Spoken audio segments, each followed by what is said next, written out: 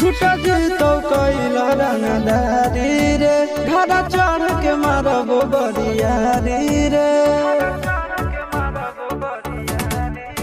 छूटा जीतो कैला रंगदारी रे घड़ा चढ़ के मारबो बरियारी रे तोरा बाप के न तोरा दादा के चिन्हबो बेटा सब गोली मारबो ताइबो गिनबो तोरा बाप के न तोरा दादा के चिन्हबो बेटा सब गोली मारबो ताइबो गिनबो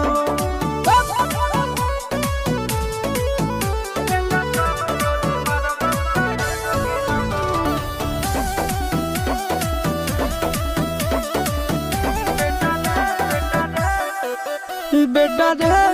काटा से ठोक देबो चिमनी के भाठा में झोंक देबो देखबो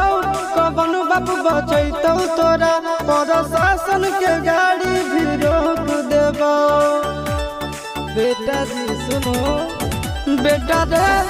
काटा से ठोक देबो चिमनी के भाठा में झोंक देबो देखबो कवन बाप बचैतौ तोरा प्रशासन के गाड़ी भी रोक देबो तोरा जैसन के हम खड़े खड़े गिनबो बेटा सब गोली मारबो ताइबो गिनबो तोरा बाप के न तोरा दादा के चिन्हबो बेटा सब गोली मारबो ताइबो गिनबो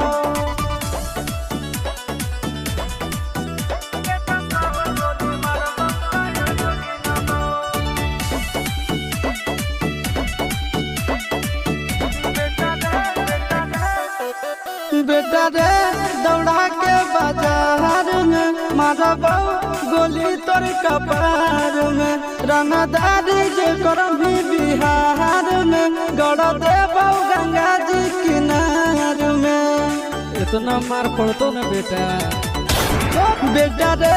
दौड़ा के बाजार में मारबो गोली तोर कपार में रंगदारी जे करभी बिहार में गड़ देबो गंगा जी किनार में कहो चिंटू आशीष के कारण सुनबो बेटा सब गोली मारबो ताइबो गिनबो तोरा बाप के न तोरा दादा के चिन्हबो बेटा सब गोली मारबो ताइबो गिनबो मारत मारत पिछुआरा लाल कर दे बेटा ध्यान से बाप इधर है।